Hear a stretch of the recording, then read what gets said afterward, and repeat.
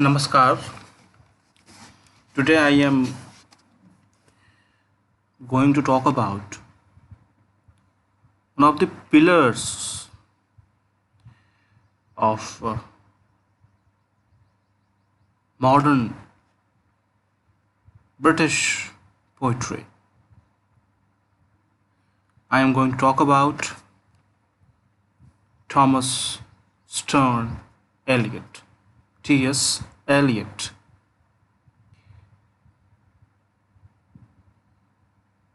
Eliot, as a poet, as a critique, as a playwright, as an editor, received highest awards like Order of Merit and Nobel Prize for literature.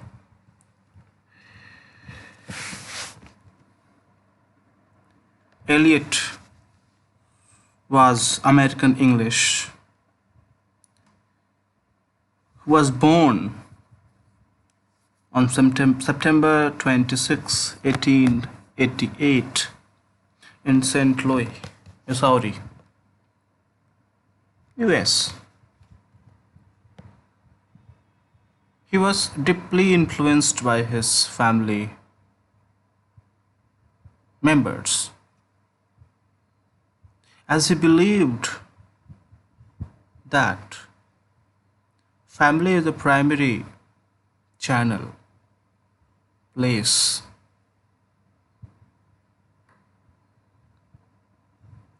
Family is that construction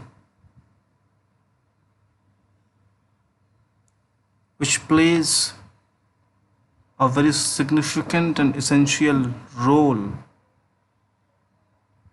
in the transmission of culture. His grandfather, W.G. Eliot, was a religious man, and so was T.S. Eliot. He was a Catholic. His grandfather didn't like or endorse fast social changes.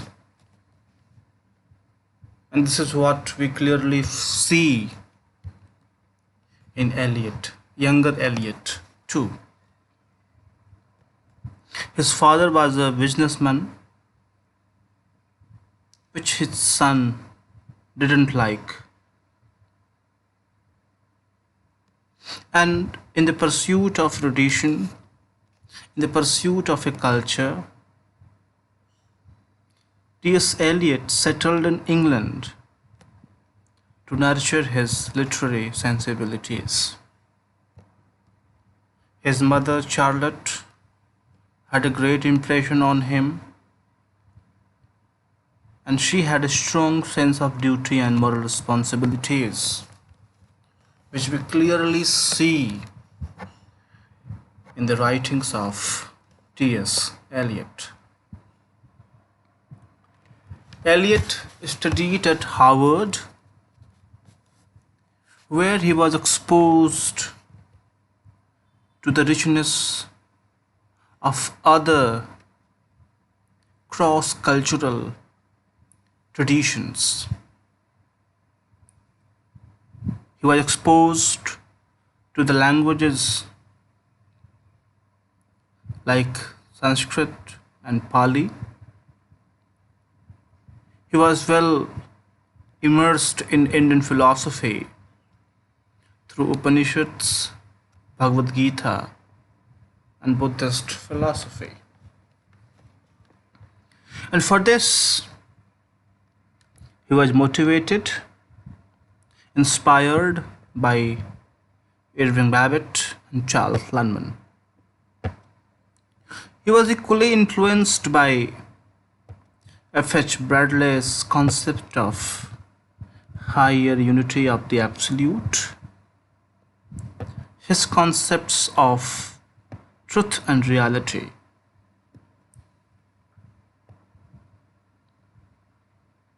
F.H. Bradley believed that the difference between real and unreal is not of kind, but of degree. Self is constructed,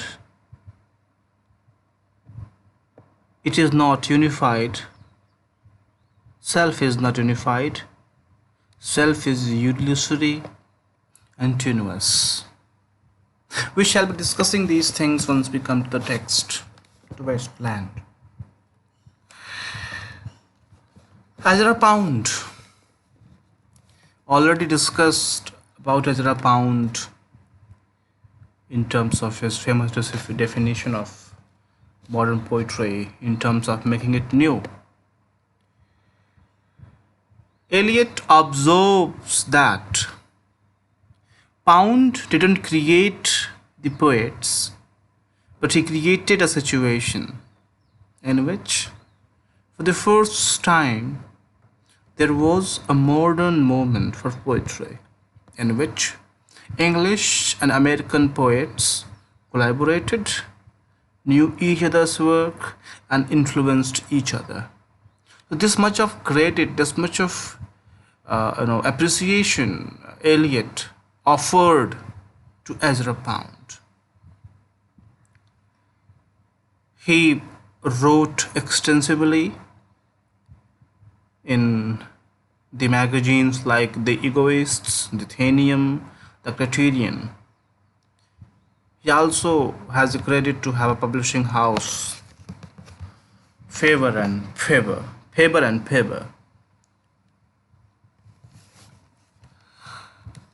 Nobody can deny the impact of his wife, Vivian Highwood, which is marked by utter disbelief, marked by imbalanced character of the wife, lack of money, lack of trust, lack of mutual cooperation. So, the system of marriage, which should have brought stability, security, peace, comfort, simply proved this a myth.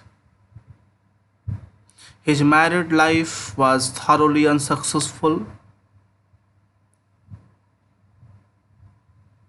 His wife was neurotic, impulsive, and flirtatious.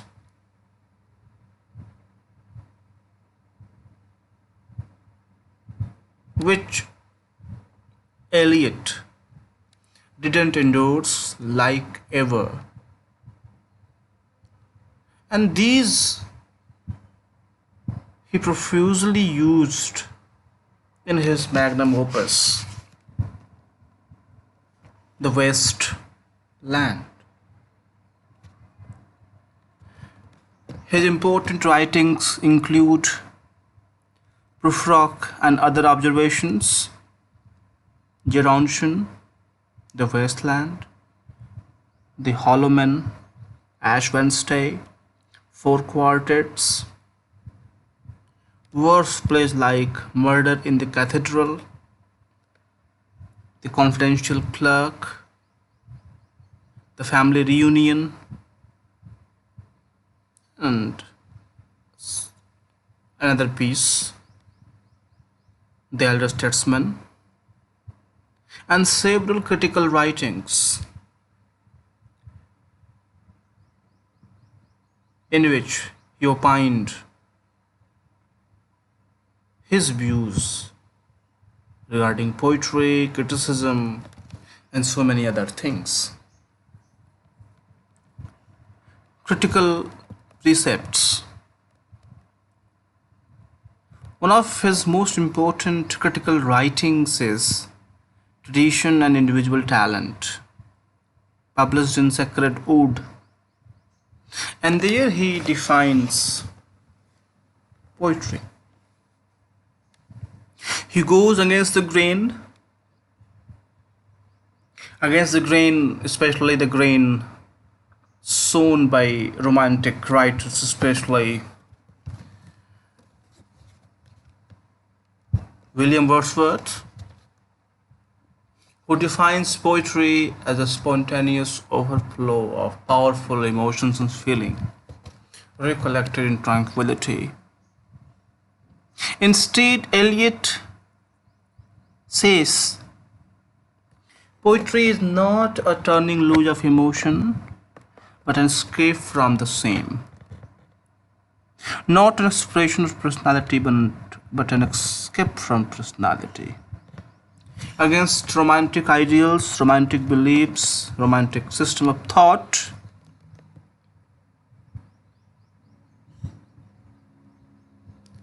the concept of objective correlative.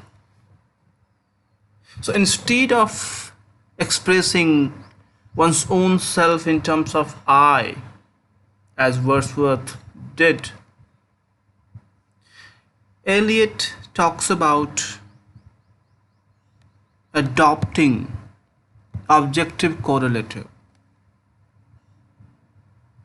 And this would be a set of objects, a situation, a chain of events, which shall be the formula of that particular emotion. This is very much similar to the concept of mask by W.B. Yeats, and even to a certain extent, to a greater extent, the concept of negative capability of John Keats, objective correlative. And he talks about this in his magnum essay on Hamlet and his problem, where he declares Hamlet to be artistic failure.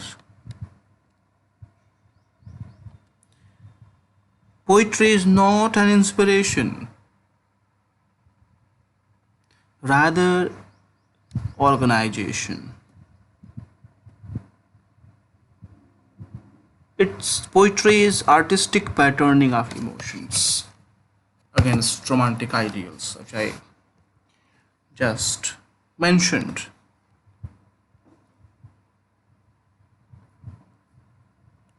Salient features of his poetry.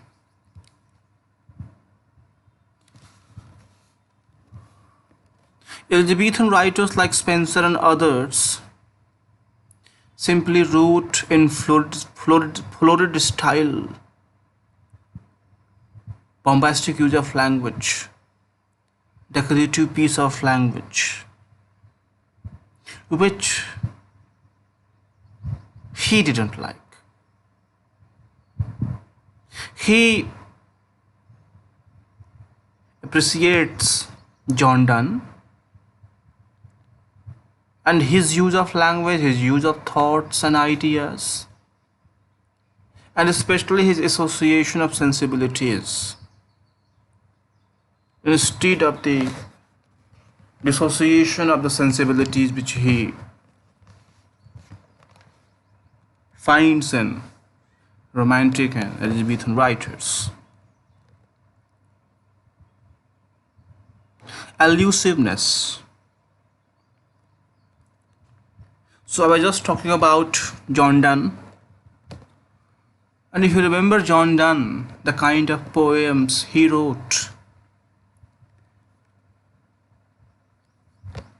the poems of Donne turns out to be a mental exercise,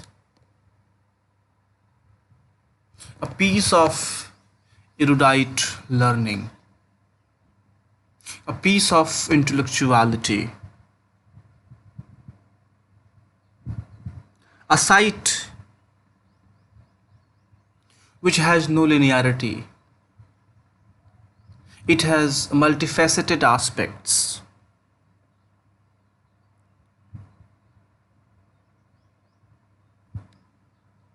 Poetry then is not simply the expression of deep felt emotions and feelings. Rather, it becomes more complex. Allusiveness, comprehensiveness, and indirectness.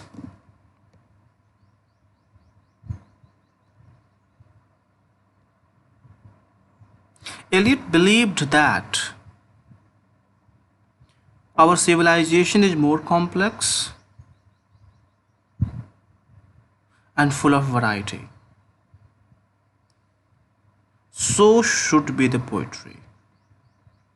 The complexities and the varieties of the civilization should be presented in equal complex manner.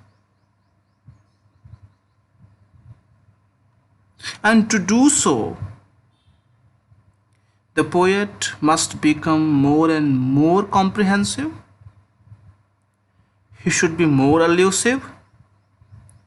He should be more indirect, doing violence to the syntax in order to force, to dislocate, if necessary, language into his meaning.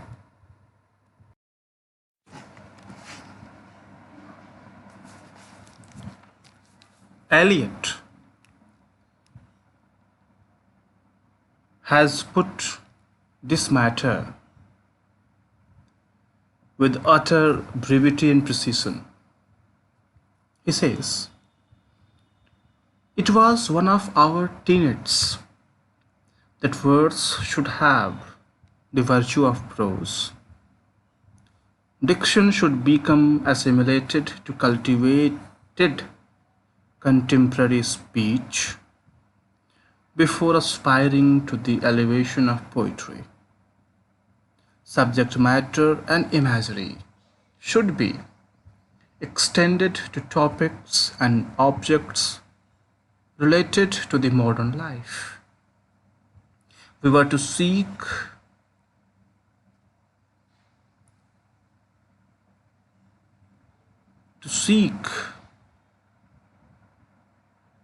even material refractory to transmutation into poetry and words and phrases which had not been done before.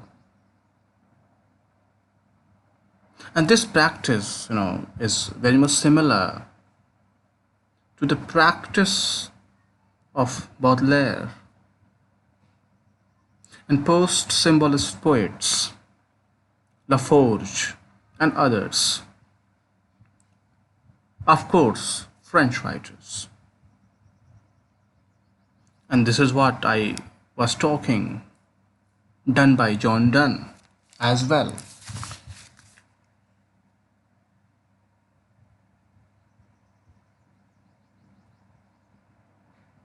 The awareness of the contemporary industrial civilization and of the revolutionary discoveries, psychology, economics, myth criticism, the Golden Bough, Fraser's book, there are several new things which were happening in 20th century. The technical and linguistic innovations which have made the new poetry so difficult, even obscure to the common readers.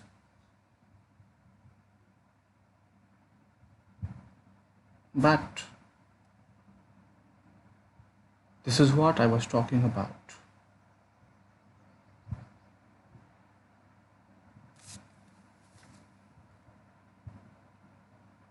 So, comprehensiveness and indirectness.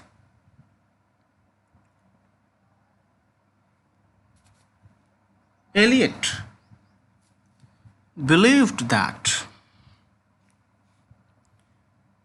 one should deliberately and consciously use symbols. These are techniques, poetic techniques, irony, paradox, pun, ambiguity, juxtaposition, references. And you might see all these components in plenty in the wasteland. He didn't advocate the adherence to traditional grammar, syntax, and even punctuation, and talked about for free verse libre, compression of language, so that poetry turns out to be, on the basis of these accounts, not more than a crossword puzzle. You read a sentence, and to understand that particular sentence, you need to read 2, 3 more texts. This is the hard work. This is the erudite learning. This is the intellectuality and complexity which Eliot has been advocating.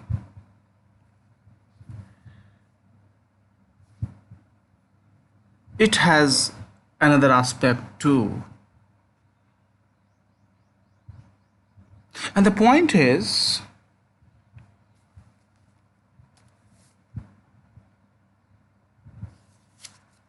it is almost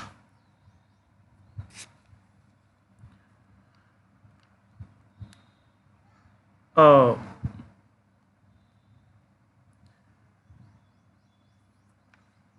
taken for granted aspect that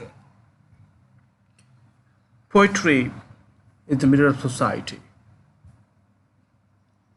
So was the case of Eliot, as he wrote for the people. But the question is, which people? Which reader? Because a common man can't understand. We don't need readers of poetry. We need specialists to understand T.S. Eliot's poems. And this is the paradox of modern poetry, that it began as an attempt to adopt the language of the people, but finally became the language of the coterie, and fashioned a new style and technique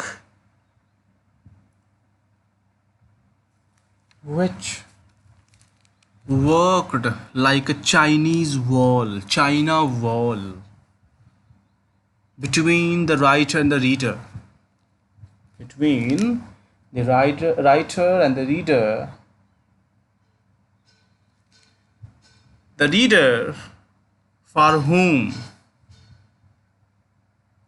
for whom the poem is primarily meant, for his delight, for his mirth, for his education in terms of information, in terms of didacticism. But the irony is, common man can't understand.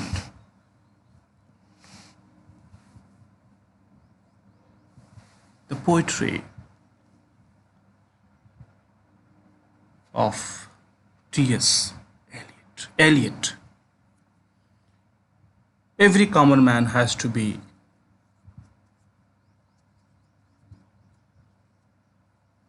kind of has to have evolve mastery to understand T.S. Eliot. Thank you.